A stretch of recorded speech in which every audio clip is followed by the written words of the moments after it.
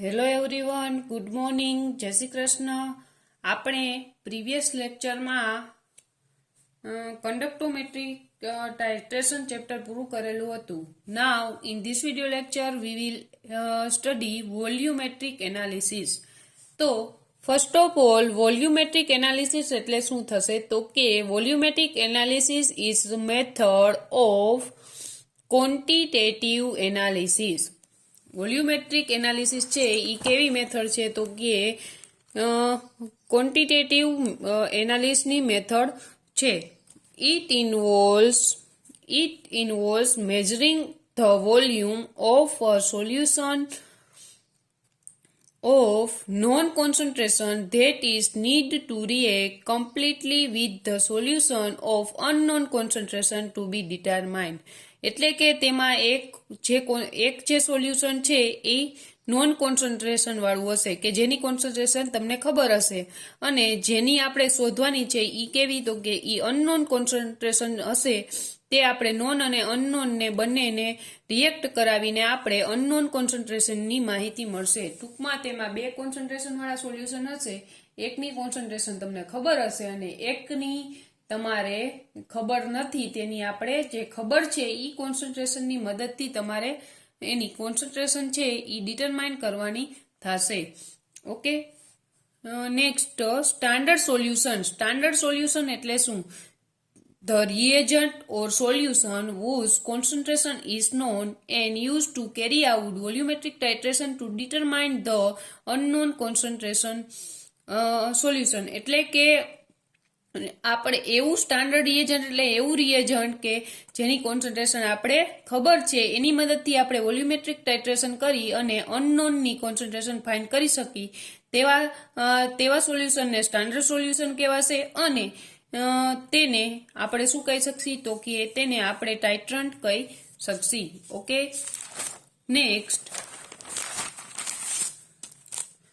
Next એનેલાઇટ એટલે શું? તો કે એનેલાઇટ એટલે કે the solution was concentration to be determine. જેની આપણે અનનોન કહી છીએ કે જેની આપણે કોન્સન્ટ્રેશન ડિટરમાઇન કરવાની છે એને શું કહેવાશે? એનેલાઇટ કહેવાશે. ટાઇટ્રેશન એટલે શું થશે? તો it is a process two determine the amount of substance in a given solution by adding carefully measurement volume of standard solution, and the reaction is complete with indicator and without indicator. એટલે કે આપણે સોલ્યુશનની concentration find કરવી છે. કોની સાથે react કરાવી? તો કે સ્ટાન્ડર્ડ સોલ્યુશન સાથે રિએક્ટ કરાવી વિથ ઇન્ડિકેટર અથવા વિધાઉટ ઇન્ડિકેટર. કેમ કે જો વિથ ઇન્ડિકેટર અને વિધાઉટ ઇન્ડિકેટરનો મિનિંગ એવો કે કાંઈ ઇન્ડિકેટર વાપરવાનું અથવા તો ઇન્ડિકેટર વગરનું. કેમાં આપણે ઇન્ડિકેટર વગર ખબર પડી જાય? તો કે KMnO4 ને એ રીતના સોલ્યુશન હોય તો એ પોતે એક સેલ્ફ ઇન્ડિકેટર તરીકે વર્ક કરશે. ઓકે, તો એ રીતના આપણે રિએક્શન જે કમ્પ્લીટ થાય છે એને ટાઇટ્રેશન કહેવાશે. હવે ઇક્વિવેલન્ટ પોઈન્ટ એટલે શું?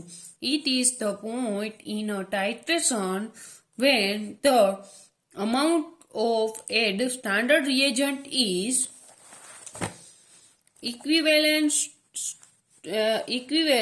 stoichiometrically to the amount of analyte, and equivalent point is ideal result in titration. એવો પોઈન્ટ છે કે જ્યાં ઇક્વિવેલન્ટ થઈ જશે કે જે આપણે એનેલાઇટ છે એમાં જે આપણે ટાઇટ્રેન્ટ એડ કરીએ છીએ એ બંને ઇક્વિવેલન્ટ થઈ જશે.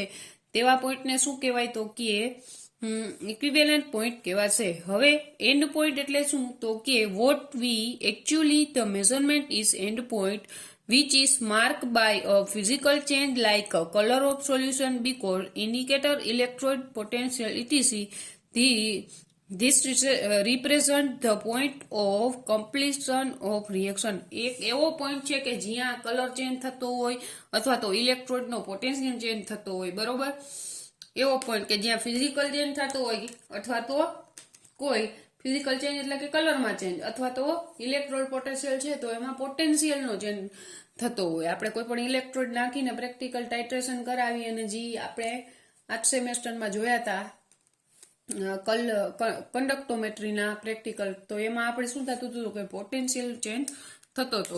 ઓકે, તો તેને શું કહેવાય? તો કે તેને એક તેનો એન્ડ પોઈન્ટ કહેવાશે. તો અહીં સુધીનું નોટ ડાઉન કરી લ્યો. ત્યારબાદ આપણે નેક્સ્ટ જોઈએ.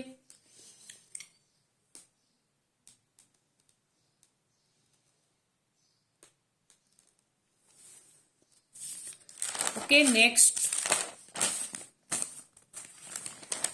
નેક્સ્ટ છે ઇન્ડિકેટર એટલે શું? તો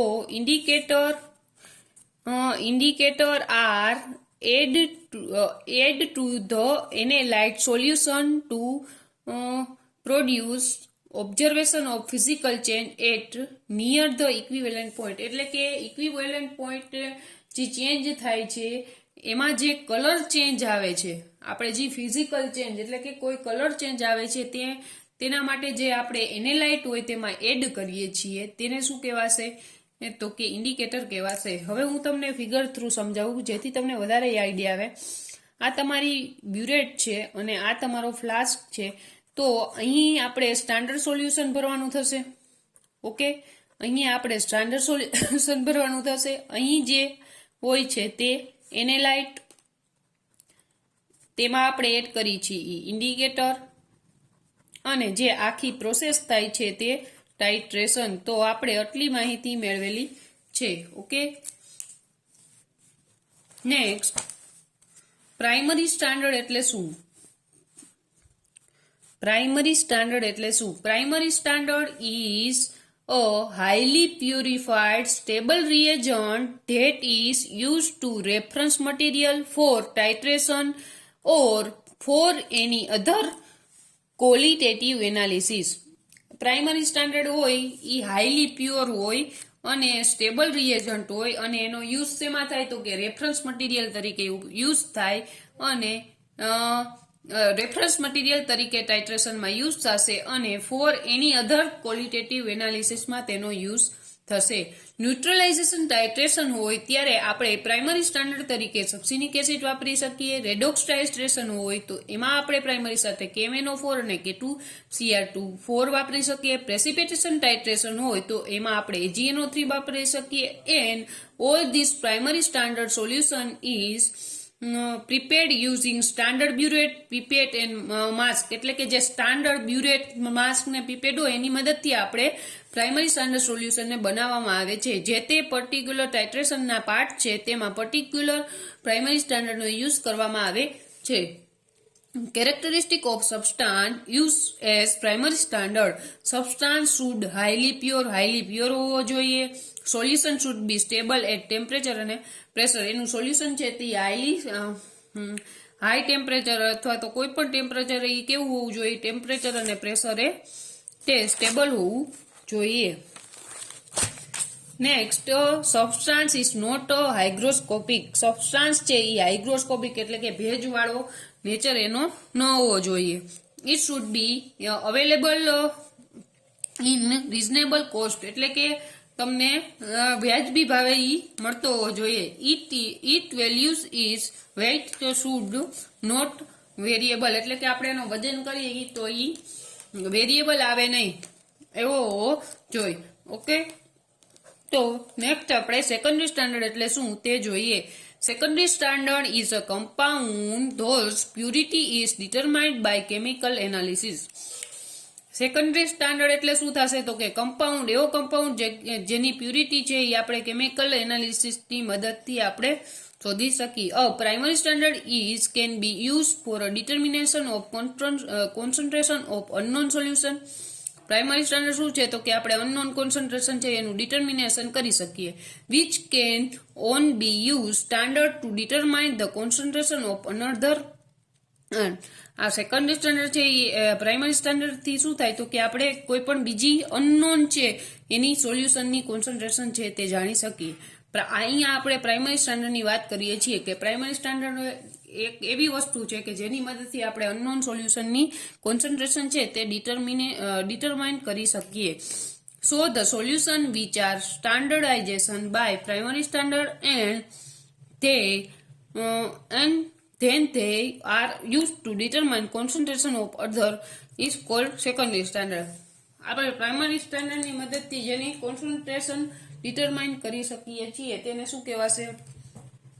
પ્રાઇમરી સ્ટાન્ડર્ડનો યુઝ કરીને આપણે બીજા જે સોલ્યુશનની કોન્સન્ટ્રેશન છે તે ડિટર્મિનેશન કરીએ છીએ તેને શું કહેવાશે તો કે તેને સેકન્ડરી સ્ટાન્ડર્ડ સોલ્યુશન કહેવાશે. તો અહીં સુધીનું નોટ ડાઉન કરી લો. ત્યારબાદ આપણે નેક્સ્ટ જોઈએ.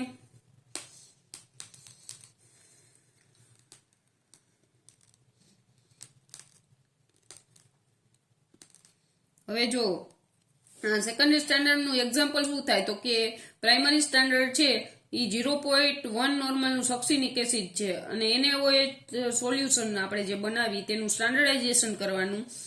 NaOH અને કોન્સન્ટ્રેશન ઓફ એસિટિક એસિડની ડિટરમાઇન કરવી છે. આપણે એસિટિક એસિડની કોન્સન્ટ્રેશન છે ડિટરમાઇન કરવી છે. કોની સાથે રિએક્શન કરાવી તો કે NaOH સાથે. ઓકે, તો આપણે જે સ્ટાન્ડર્ડાઇઝ કરવા માટે શું વપરાય તો કે 0.1 મોલર સક્સિનિક એસિડનો યુઝ થશે. ઓકે, આ તમને 2 માર્કમાં પૂછાઈ શકે કે ભાઈ પ્રાઇમરી સ્ટાન્ડર્ડ એટલે શું અને સેકન્ડરી સ્ટાન્ડર્ડ એટલે શું.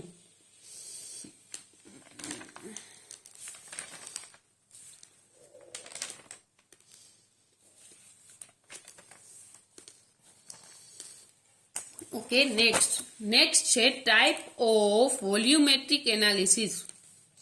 વોલ્યુમેટ્રિક એનાલિસિસના ટાઈપ કેટલા છે તો કે વોલ્યુમેટ્રિક એનાલિસિસના ટાઈપ છે 4 ટાઈપ છે: neutralization titration, redox titration, precipitation titration અને કોમ્પ્લેક્સોમેટ્રી ટાઇટ્રેશન. તો આપણે કોમ્પ્લેક્સોમેટ્રી ટાઇટ્રેશનની સ્ટડી એક સેપરેટ ચેપ્ટરમાં કરી લીધેલી છે કે કોને કોમ્પ્લેક્સોમેટ્રી ટાઇટ્રેશન કહેવાય. ઓકે, તો આ વોલ્યુમેટ્રિક ચેપ્ટરમાં આપણે ન્યુટ્રલાઇઝેશન ટાઇટ્રેશન, રેડોક્સ ટાઇટ્રેશન અને પ્રેસિપિટેશન ટાઇટ્રેશનની સ્ટડી કરવાની છે. ઓકે, તો ન્યુટ્રલાઇઝેશન ટાઇટ્રેશન છે એ શું છે તે આપણે ડીપમાં જોઈએ. Neutralization are widely use to determine the amount of acid and base. Acid અને બેઝ છે એ કેટલા પ્રમાણમાં છે એનું ડિટર્મિનેશન કરવું હોય તો આપણે ન્યુટ્રલાઇઝેશન ટાઇટ્રેશનની મદદથી કરી શકીએ. Using standard solution and proper indicator. Standard solution લેવાના, પ્રોપર ઇન્ડિકેટર લઈ ટાઇટ્રેશન ડન કરવાનું અને આપણે એન્ડ પોઈન્ટ છે એનું ડિટર્મિનેશન કરી શકીએ અને concentration of unknown solution is determined. આપણે પ્રોપર સ્ટાન્ડર્ડ સોલ્યુશન ઇન્ડિકેટર નો યુઝ કરીને ટાઇટ્રેશનને ડન કરી શકીએ, એન્ડ પોઈન્ટ મેળવી શકીએ અને અનનોન જે કોન્સન્ટ્રેશન છે એ ફાઇન્ડ આઉટ કરી શકીએ. ન્યુટ્રલાઇઝેશન ટાઇટ્રેશન માટે જે ઇન્ડિકેટર વપરાય છે એ અલગ અલગ વપરાય છે. એની જે pH હોય છે એ ડિફરન્ટ હોય છે અને એના જે કલર ચેન્જ છે એ પણ ડિફરન્ટ હોય. ધારો કે તમે મિથાઇલ ઓરેન્જ વાપરો તો એની કંઈક અલગ pH હશે અને મિથાઇલ રેડ વાપરો તો એની પણ અલગ pH હશે. તો એનો જે કલર ચેન્જ થતો હશે એ પણ અલગ હશે અને એની pH જે ચેન્જ થતી હશે તે પણ અલગ હશે. ઓકે,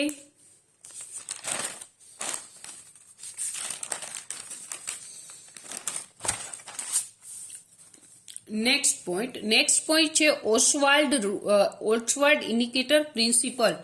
તો ઓસ્વાલ્ડ ઇન્ડિકેટર પ્રિન્સિપલ શું છે તે આપણે પોઈન્ટ વાઇઝ જોઈએ. આ તમને ક્વેશ્ચન 5 માર્કમાં પૂછાઈ શકે. તો તમારે અહીં જે રીતના મેં તમને નોટ ડાઉન કરાવું છું એ જ રીતના તમારે લખવાનો થશે. Let a consider dissociation of indicator in general. For a simplicity acid indicator is આપણે એસિડ ઇન્ડિકેટર છે આમાં શું કહેવા માંગે છે કે ભાઈ આમાં એસિડ ઇન્ડિકેટરને શેના વડે દર્શાવવાનું અને બેઝ ઇન્ડિકેટરને. તો એસિડ ઇન્ડિકેટર હોય એને આપણે HIN વડે દર્શાવશું અને બેઝ ઇન્ડિકેટર હશે એને આપણે શેના વડે દર્શાવશું તો કે INOH વડે દર્શાવશું. ઓકે, હવે આપણે આયોનાઇઝેશન કરવું છે તો કે એસિડ ઇન્ડિકેટરનું આયોનાઇઝેશન આપણે કરશું તો આપણે શું મળશે તો કે CH3+ IN-.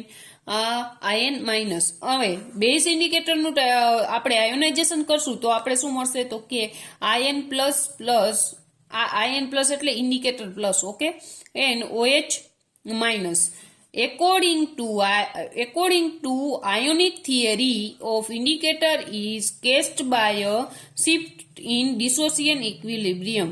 હવે જો આમાં શું થાય તો કે આયોનિક થિયરી શું કહેવા માંગે, આ છે એ ડિસોસિએશન થયેલો છે. સોરી આ છે એ એસોસિએશન છે અને આ છે એનું શું થયું ડિસોસિએશન થશે. If this equilibrium shift to left to right, left એટલે કયું થશે આ રાઈટ હેન્ડ અને આ લેફ્ટ હેન્ડ, તો લેફ્ટ સાઈડ થશે આ સાઈડ, એટલે લેફ્ટ ટુ રાઈટ જવાનું તો left to right. Okay, left to right.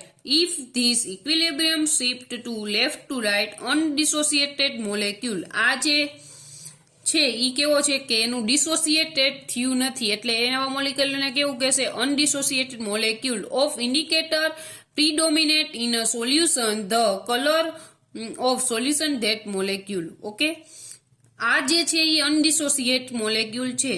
હવે એને આપણે predominate of solution and colour solution that molecule, એટલે કે એમાં કઈ કલર ચેન્જ થયેલું હશે નહીં, જી એસિડ કલર કહેવાશે. આ હશે એને કેવું કલર હશે તો કે આનો કઈક કલર હશે એને એસિડ કલર અને આના જે કલર છે એને બેઝ કલર કહેવામાં આવશે. Next, equilibrium shift to the right, એટલે કે રાઈટ તરફ ઇક્વિલિબ્રિયમ થાય છે ત્યારે ion of indicator is predominate the solution and solution of colour ion, એનો કઈક કલર હશે ઈ પણ શું થશે તો કે એસિડ કલર અહીંયા હશે તો આને એસિડ કલર અને આને કેવો કહેવાશે બેઝ કલર.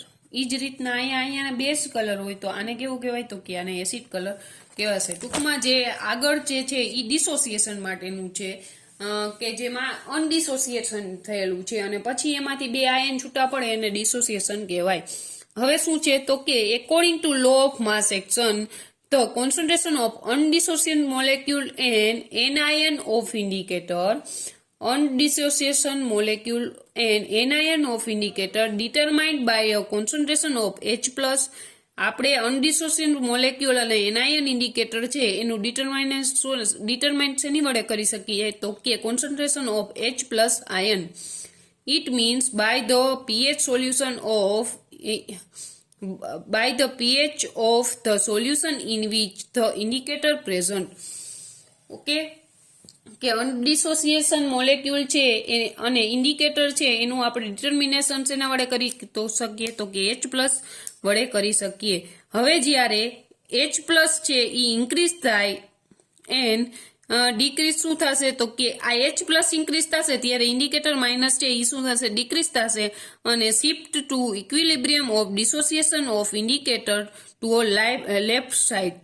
ઓકે, જ્યારે હાઇડ્રોજન છે H+ છે એની જ્યારે કોન્સન્ટ્રેશન વધારે હશે ત્યારે એ શું હશે તો કે ઇન્ડિકેટર હશે એની કોન્સન્ટ્રેશન છે એ કેવી હશે ઓછી હશે અને એનું ઇક્વિલિબ્રિયમ છે એ કઈ સાઈડ હશે તો કે એ shift to equilibrium dissociation of indicator to left side know the color of undissociation state of indicator. અને હવે જ્યારે હાઇડ્રોજન આયન છે એની કોન્સન્ટ્રેશન ડિક્રીઝ થાય ત્યારે OH ની શું થશે ઇન્ક્રીઝ થશે અને ઇન્ડિકેટરની પણ કેવી થશે ઇન્ક્રીઝ થશે અને ત્યારે એનું ઇક્વિલિબ્રિયમ કેલી સાઈડ થશે તો કે રાઈટ સાઈડ થશે અને કંઈક એના એનનો કલર છે એ ચેન્જ થશે. ટૂંકમાં એસિડની પહેલા H+ ની કોન્સન્ટ્રેશન વધારે હશે ત્યારે શેની હશે તો કે ઇન્ડિકેટરની ઓછી હશે ત્યારે લેફ્ટ સાઈડ ઇક્વિલિબ્રિયમ હશે. જ્યારે એની વધારે થશે કોન્સન્ટ્રેશન ત્યારે એ શેની સાઈડ હશે તો કે એની જે વધારે હશે ત્યારે તે રાઈટ સાઈડ તરફ ઇક્વિલિબ્રિયમમાં હશે. As example consider the structural change occurring in phenolphthalic indicator. આપણે જોશું phenolphthalic ઇન્ડિકેટરનો સ્ટ્રક્ચર છે એ ચેન્જ થશે. Let the two different condition acid and base and let organic acid phenolphthalein of express as. હવે organic એસિડના ફિનોલ્ફથેલિનને આપણે HPH વડે દર્શાવવામાં આવે છે. હવે આ ફિનોલ્ફથેલિન છે ત્યારે કલરલેસ હશે ત્યારે તેનું આયોનાઇઝેશન થશે H+ અને pH- ત્યારે એનો પિંક કલર આવશે. Phenolphthalein in acidic solution due to common ion effect law of mass action concentration of H+ is increase equilibrium shift from right hand side to left hand side. હવે જ્યારે H+ ની concentration વધશે ત્યારે એનું equilibrium હશે એ કેવી રીતના તો કે આ રાઈટ હેન્ડ સાઈડ છે એનાથી લેફ્ટ હેન્ડ સાઈડ હશે અને ત્યારે લેફ્ટ હેન્ડ સાઈડ એનું ઇક્વિલિબ્રિયમ થાય એટલે એનો કલર કેવો છે તો કે કલરલેસ છે ઇન એસિડિક સોલ્યુશન. હવે જો સાંભળો, હવે આમાં કાંઈ આપણે યાદ રાખવા જેવું નથી. આ રિએક્શનને તમારે યાદ રાખવાની. ઓકે, કે ભાઈ તમે ફિનોલ્ફથેલિન ઇન્ડિકેટર છે એસિડ અને બેઝ બંને સોલ્યુશન માં વર્ક કરી શકશે. હવે આ છે ફિનોલ્ફથેલિનને આપણે દર્શાવ્યું. હવે આપણે ઈ લખવાનું, આ બધું હું તમને કહી દઉં. According to mass law of action, એટલું લખવાનું કે according to law of mass action, એટલે કે માસ એક્શન લો પરથી હવે શું થશે તો કે આ લખવાનું કે H+ ની કોન્સન્ટ્રેશન વધશે. આની કોન્સન્ટ્રેશન વધશે ત્યારે જે ઇક્વિલિબ્રિયમ સ્થપાશે ત્યારે શું થશે તો કે ઇક્વિલિબ્રિયમ સ્થપાશે ત્યારે આ રાઈટ હેન્ડ સાઈડ છે અહીંયાથી લેફ્ટ હેન્ડ સાઈડ જશે. તો લેફ્ટ હેન્ડ સાઈડ થાય ત્યારે કેવો કલર છે તો કે colourless solution in equilibrium state. હવે ફિનોલ્ફથેલિન અહીંયા નેક્સ્ટ પેજમાં લખેલું છે, તમને બતાવીશ. હવે આપણે પેલા સમજી લઈએ કે અહીંયા જો ઈ બેઝિક કન્ડિશનમાં હશે તો શું થશે તો કે ત્યારે અહીંયાથી એટલે કે રાઈટ હેન્ડ સાઈડ થી લેફ્ટ હેન્ડ સાઈડ છે ઈ ઇક્વિલિબ્રિયમ સ્થપાશે અને એનો કલર પિંક આવશે. તો હવે પોઈન્ટ વાઇઝ જોઈએ કે phenolphthalein is add basic solution equilibrium from left hand side to right hand side. ઓમાં કેમ હતું, રાઈટ થી લેફ્ટ હતું, આમાં લેફ્ટ થી રાઈટ ઉલટું થઈ જશે અને ત્યારે પિંક કલર હશે ને એ કેવે સોલ્યુશનમાં તો કે બેઝિક સોલ્યુશનમાં. હવે કલરલેસ હોય ત્યારે સ્ટ્રક્ચર ફિનોલ્ફથેલિનનું અને કલર માંથી આપણે કલરલેસ માંથી કલર એટલે કે પિંક કલરનું સ્ટ્રક્ચર જોવા મળે ત્યારે ફિનોલ્ફથેલિનનું આ રીતના સ્ટ્રક્ચર તમને મળશે. તો અહીં સુધીનું નોટ ડાઉન કરી લ્યો. ત્યારબાદ આપણે નેક્સ્ટ જોઈએ.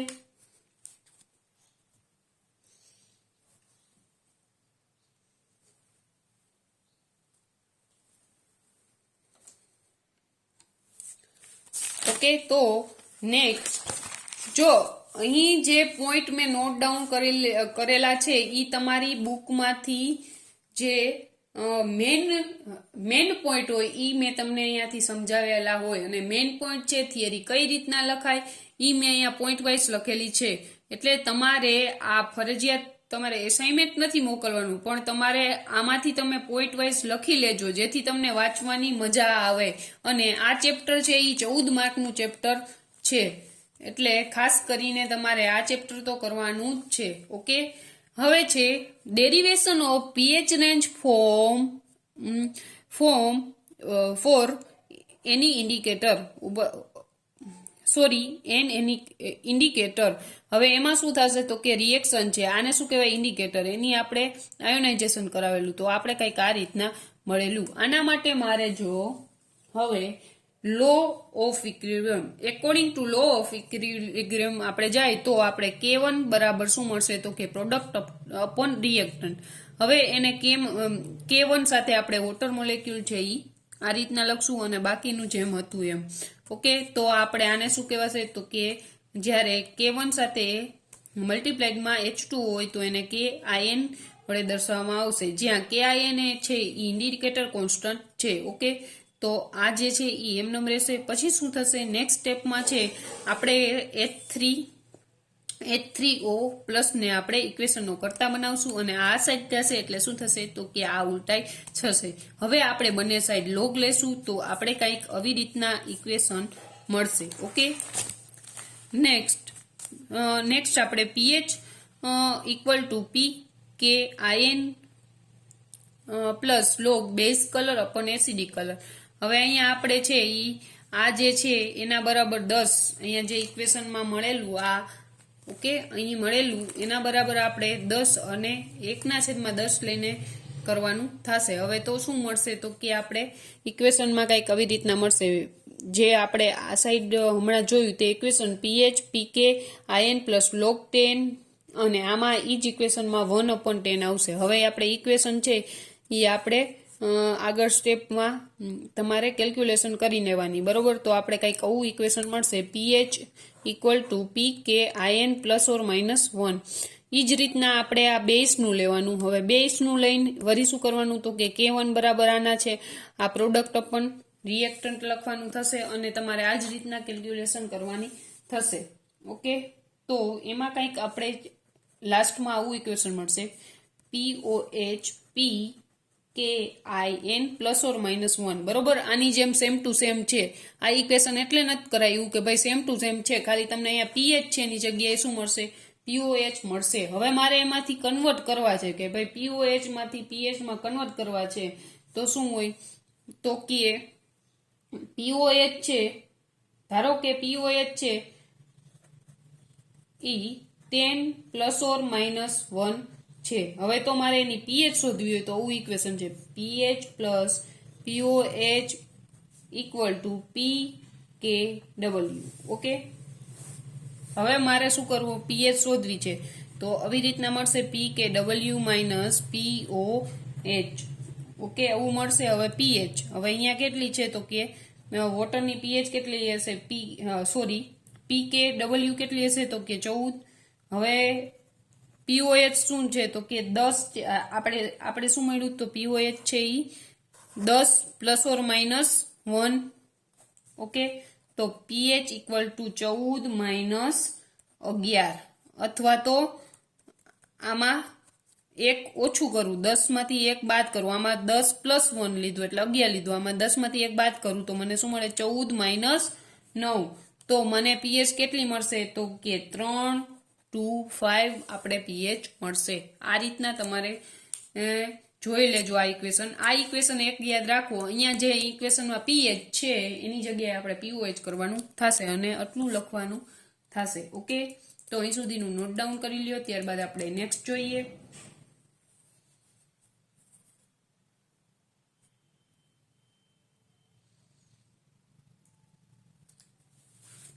ઓકે, તો નેક્સ્ટ આપણે ઇક્વિવેલન્ટ પોઈન્ટ શું છે એનું આપણે આગળ જોયું છે, બરોબર.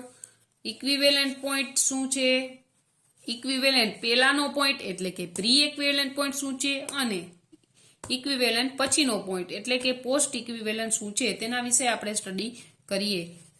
Pre equivalent point in this stage the concentration of acid from starting concentration and amount of base add is calculate. હવે આમાં પ્રી ઇક્વિવેલન્ટમાં શું હોય કે તમે કેટલો બેઝ છે, હવે આપણે આમાં એસિડ અને બેઝ એટલે કે HCl અને NaOH નું ટાઇટ્રેશનનું વિચારીએ તો પ્રી ઇક્વિવેલન્ટ પોઈન્ટ શું હશે કે તમે એસિડ છે એ ફ્લાસ્કમાં લીધું હશે ને કેટલું બેઝ છે એ તમે નાખો, અમાઉન્ટ ઓફ બેઝ એડી કેટલું અમાઉન્ટમાં આપણે બેઝ એડ છે એ આપણે પ્રી ઇક્વિવેલન્ટ પોઈન્ટથી શોધી શકીએ, બરોબર. પછી ઇક્વિવેલન્ટ પોઈન્ટમાં શું હોય તો કે એમાં ઇક્વિવેલન્ટ પોઈન્ટમાં H+ ને OH આયન છે એ પ્રેઝન્ટ હોય, એ બંને કેવી હોય તો કે ઇક્વિવેલન્ટ હોય એટલે કે બંનેની એસિડ અને બેઝ જે સોલ્યુશન છે એ બંનેની કોન્સન્ટ્રેશન છે ઇક્વલ થાય એટલે કે અહીંયા pH બરાબર શું હોય તો કે POH હોય. હવે પોસ્ટ ઇક્વિવેલન્ટમાં શું હોય તો કે પોસ્ટ ઇક્વિવેલન્ટ એટલે કે તમે એના કરતા ઇક્વિવેલન્ટ પોઈન્ટ પછી કેટલો બેઝ ઉમેરો છો, બરોબર. અને એમાં આપણે શું કેલ્ક્યુલેટેડ કરવાની તો કે POH કેલ્ક્યુલેટેડ કરવાની થાય. ઇક્વિવેલન્ટ પોઈન્ટમાં બને સેમ હોય, આમાં હોય એ શું હોય તો કે આમાં તમે કેટલો બેઝ નાખ્યો અને આમાં તમને POH ની મળે કે કેટલો તમે વધારે બેઝ છે એ નાખો. તો અહીં સુધીનું નોટ ડાઉન કરી લ્યો. ત્યારબાદ આપણે નેક્સ્ટ જોઈએ.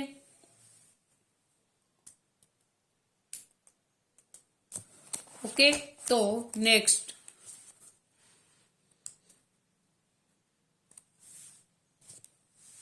difference between end point and equivalent point based on the type of titration curve. When strong acid react with strong base, strong acid અને strong acid બંને છે એ રિએક્શન કરે છે તો એનો જે ન્યુટ્રલાઇઝેશન પોઈન્ટ છે એ ક્યારે મળશે તો કે pH એની 7 હશે ત્યારે મળશે અને તે પોઈન્ટને શું કહેવાશે એન્ડ પોઈન્ટ કહેવાશે. હવે આપણે વીક એસિડ લીધું અને પછી સ્ટ્રોંગ બેઝની રિએક્શન કરાવેલી તો શું થશે તો કે hydrolysis of base salt occur at complete neutralization point as the result in aqueous solution concentration of OH minus is observed more than કેનાથી મોર દેન હશે તો કે 7 કરતા એની વેલ્યુ વધારે મળશે ઇક્વિવેલન્ટ પોઈન્ટ. ક્યારે તમારે આમાં શું યાદ રાખવાનું હું તમને કહું, સ્ટ્રોંગ એસિડ હોય અને સ્ટ્રોંગ બેઝ હોય તો એનો એન્ડ પોઈન્ટ આપણે ક્યારે મળે તો કે 7 એ મળશે, એની pH બરાબર કેટલા હશે 7. હવે ભાઈ વીક એસિડ છે અને એનો સ્ટ્રોંગ એનું કેની સાથે તો કે સ્ટ્રોંગ બેઝ સાથે કરો તો એની pH છે એ 7 કરતા કેવી મળશે વધારે મળશે. હવે જ્યારે સ્ટ્રોંગ એસિડ છે અને બેઝ છે, તો એમાં જે થશે એ કેવી હશે તો કે 7 કરતા કેવી હશે તો કે 7 કરતા એની પીએચ છે એ ઓછી હશે. ઓકે, તો અહીં સુધીનું નોટ ડાઉન કરી લ્યો. ત્યારબાદ આપણે ટાઇટ્રેશન કરવું વિશે સ્ટડી કરીએ.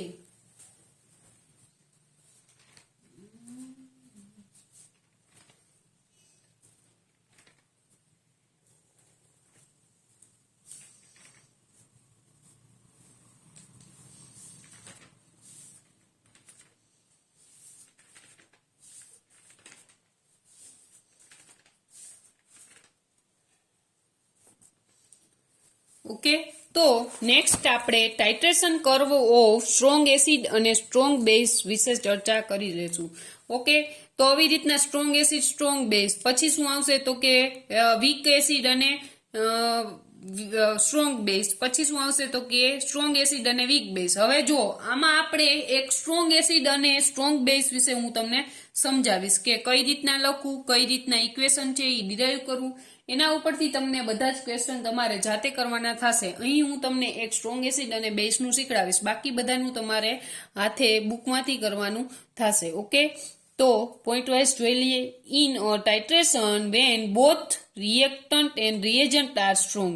જે રિએક્ટન્ટ છે અને રિએજન્ટ છે બંને કેવા છે તો કે સ્ટ્રોંગ એસિડ અને સ્ટ્રોંગ બેઝ છે, ત્યારે રિએક્શન છે એ ફાસ્ટ થશે. આયોનાઇઝેશન છે એ કમ્પ્લીટલી ઓલમોસ્ટ કમ્પ્લીટલી જોવા મળશે અને પીએચ ચેન્જ છે એ આપણે ઇક્વિવેલન્ટ પોઈન્ટે જોવા મળશે. તો અહીં આપણે સ્ટ્રોંગ એસિડ તરીકે HCl અને સ્ટ્રોંગ બેઝ તરીકે NaOH લીધેલું છે. તો આપણે એનું આયોનાઇઝેશન થઈને એને NaCl અને H2O મળશે. Consider the following calculation. 50 ml of point, આપણે બધી કેલ્ક્યુલેશન છે એ ક્યાંથી કરવાનું તો કે 50 ml પોઈન્ટ નોર્મલ HCl, એટલે કે અહીંયા વીક હોય તો અહીંયા જુદું લેવાનું થશે, બરોબર. અહીંયા સ્ટ્રોંગ છે એટલે HCl 50 ml લેવાનું, કોઈ પણ એસિડ 0.1 નોર્મલનું, એનું આપણે 0.1 મોલર NaOH સાથે આપણે ટાઇટ્રેશન કરવાનું છે. Determine the pH at start of titration after adding 10 ml, 25 ml, 50 ml, 50.1 ml કેટલી પીએચ મળે છે તે આપણે જોવાની છે. તો આ બધી પીએચ આપણે ઇક્વેશન મૂકીને ડિરાઈવ કરવાની થશે.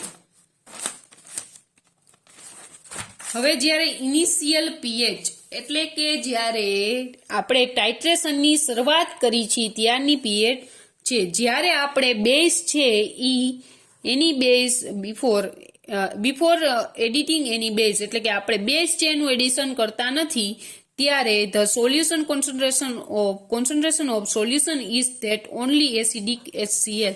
ત્યારે ખાલી HCl જ હશે તમારા બીકરમાં.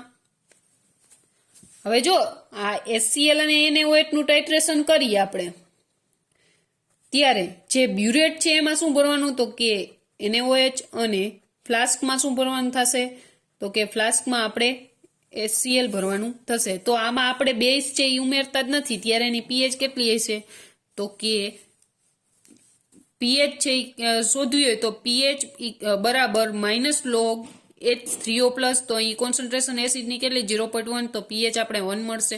હવે આપણે કંઈક બેઝ એડ કર્યો, 10 ml બેઝ એડ કર્યો, ત્યારે આપણે એની કોન્સન્ટ્રેશન ડિટરમાઇન કરવાની છે. હવે આ ઇક્વેશન યાદ રાખવાનું છે. કોન્સન્ટ્રેશન ઓફ રિમેઇનિંગ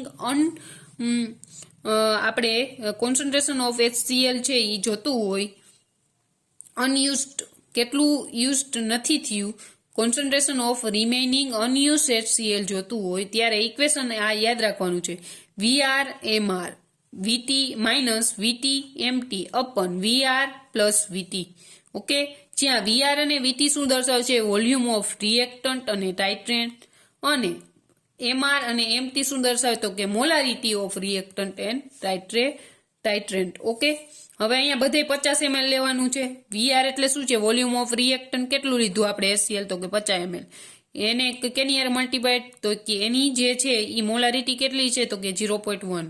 હવે આપણે VT એટલે ટાઇટ્રેન્ટ કેટલું ઉમેર્યું તો કે 10, તો અહીંયા 10 લખવાના, એને ગુણ્યા કેટલા કરવાના એના મલ્ટીપ્લાઇડ 0.1 અપન 50 પ્લસ 10, તો 5 - 1 અપન 60, તો 6 શું મળશે તો કે 4/60. તો આ રીતના કંઈક આપણે મળશે.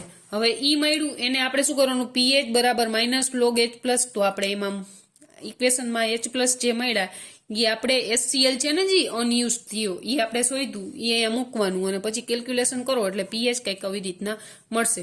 હવે ઇક્વિવેલન્ટ પોઈન્ટે pH કેટલી મળે તો કે 7 મળે. એ તો આપણે અગાઉ ઓલા 3 પોઈન્ટ જોયા હતા એમાં હતું કે pH બરાબર 7 મળશે. હવે એના પછીનું 50 ml થઈ ગયું કે ભાઈ એ બંને વચ્ચે જે છે એ ન્યુટ્રલાઇઝ થઈ ગયું, એસિડ અને બેઝ છે બંને ઇક્વલ પ્રમાણમાં થઈ ગયા, ઇક્વિવેલન્ટ પોઈન્ટ આવી ગયું. એના પછી જો હું કરું તો એની મારે જોતી હોય તો એમાં હું શું કરીશ તો 50 અહીંયા શું મૂકીશ તો કે 50.1 અને અહીંયા કેવી મૂકીશ તો કે 50 મૂકીશ અને કેલ્ક્યુલેશન કરીશ તો મને OH માઇનસ કેટલા એટલા મળશે. અને પછી એમાંથી હું POH નું ફાઇન્ડ કરીશ કે POH માં 5 માંથી માઇનસ આપણે આ કરશું તો આપણે કંઈક શું મળશે તો કે POH મળશે. તો POH આપણે કેટલી મળી, POH છે એ મને 4 મળી. તો એના માટે pH કેટલી હોય તો કે 14 માંથી 4 બાદ કરીએ એટલે કે 10 મળશે. હવે જે ગ્રાફ છે pH versus volume of NaOH નો ગ્રાફ દોરવાનો તો એ આપણે આ રીતના મળશે અને જે પોઈન્ટ છે એ દર્શાવી દેવાના કે જે તમને જેટલી pH મળેલી હોય એ.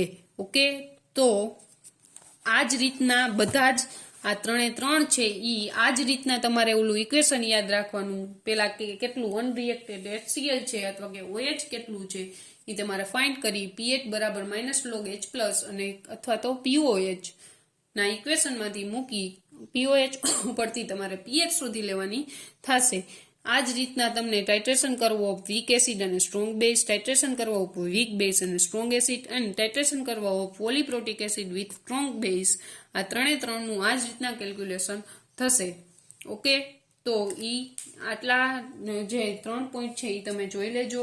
હવે પછીના નેક્સ્ટ લેક્ચરમાં આપણે ટાઇટ્રેશનનો સેકન્ડ ટાઈપ રેડોક્સ ટાઇટ્રેશન વિશે સ્ટડી કરશું.